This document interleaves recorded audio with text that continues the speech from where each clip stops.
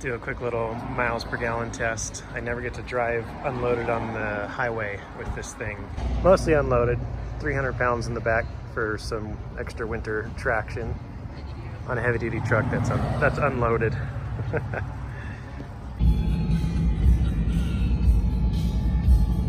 Pretty day. Except for this stupid Kia that's going 10 miles an hour. Where are we going? Do you remember? No. We're going to Evanston, Wyoming. Yay.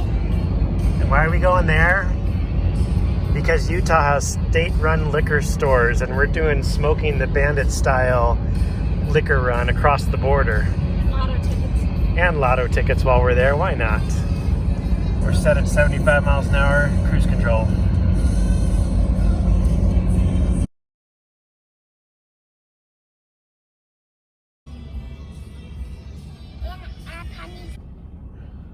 We're in Evanston. It was about a little less than 2,000 feet climb up into Evanston. They're at like 6,700 feet, and we're only at like 5. So definitely will get worse gas mileage coming up here than on the return trip. So should improve quite a bit over 17.1 on the return trip. Speaking about elevation, this is really cool.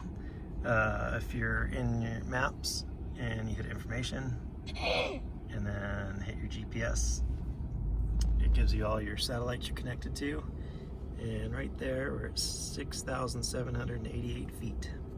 What'd you get in Evanston, in Wyoming? Did you get some Fireworks. sparklers and some worms? Yep. And Mommy and Daddy got a box of liquor. And some lotto tickets. What are you gonna do if you win the lottery? Say go to Disneyland. Go to Disney. Actually, Disney World. We like Disney World a lot better than Disneyland, huh? You look confused. Yeah.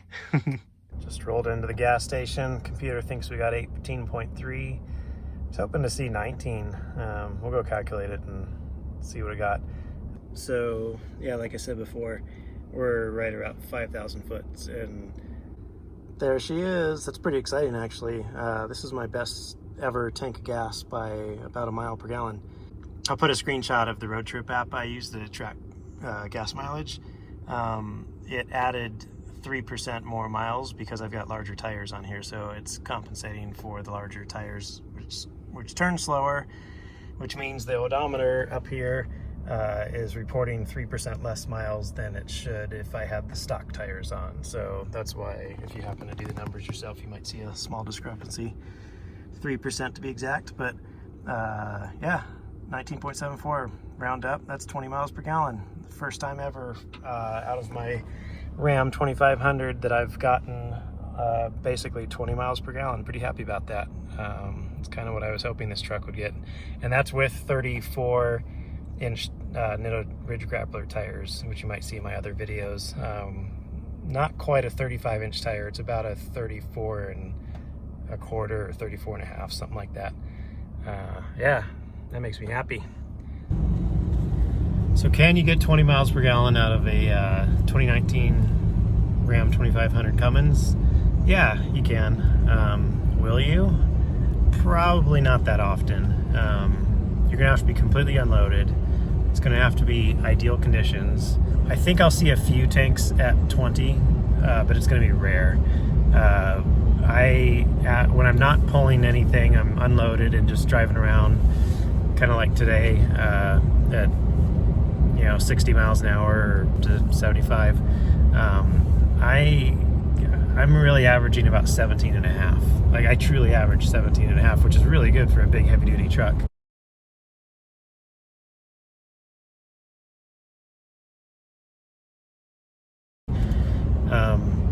It's actually the same average that I was getting with my 1500 HEMI.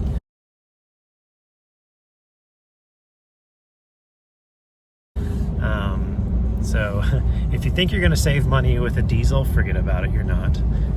Versus a V8 heavy duty truck, yeah, you'll save a little bit of gas money, but you're never going to make up that $9,000 price tag that you paid for the diesel truck. So, and then every time that your diesel truck breaks, if it's not under warranty, double the price to fix it over a gas V8. Seriously, like, go look up what it costs to repair things on a diesel. It's twice what a old school V8 costs.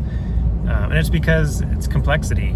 There's so much emissions and stuff bolted to these engines, and all the turbocharging, all that sits on top of the motor, and to do anything, you've got to remove it all. So your labor rates are doubled when you're talking about a turbocharged engine. And that's true on an EcoBoost too.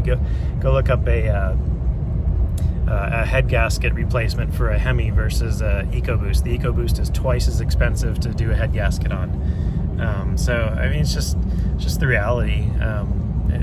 It just takes more time to work on engines like this. But 20 miles per gallon, yeah, in ideal conditions, you'll see it every once in a while, but don't expect to hit 20 very often. Now, my truck is still not lifted, not level. This is stock suspension, stock wheels, which means they don't stick out.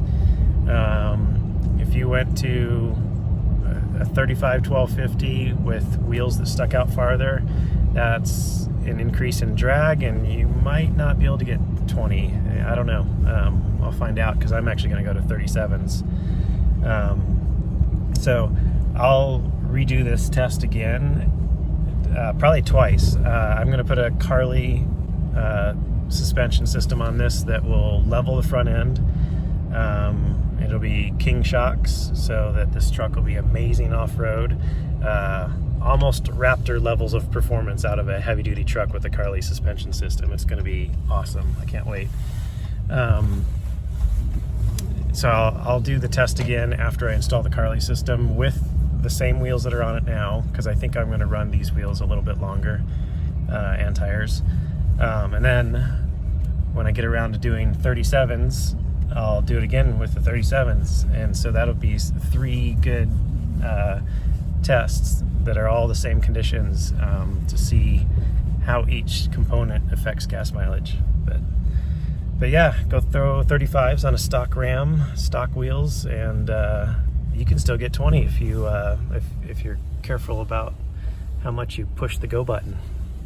Later.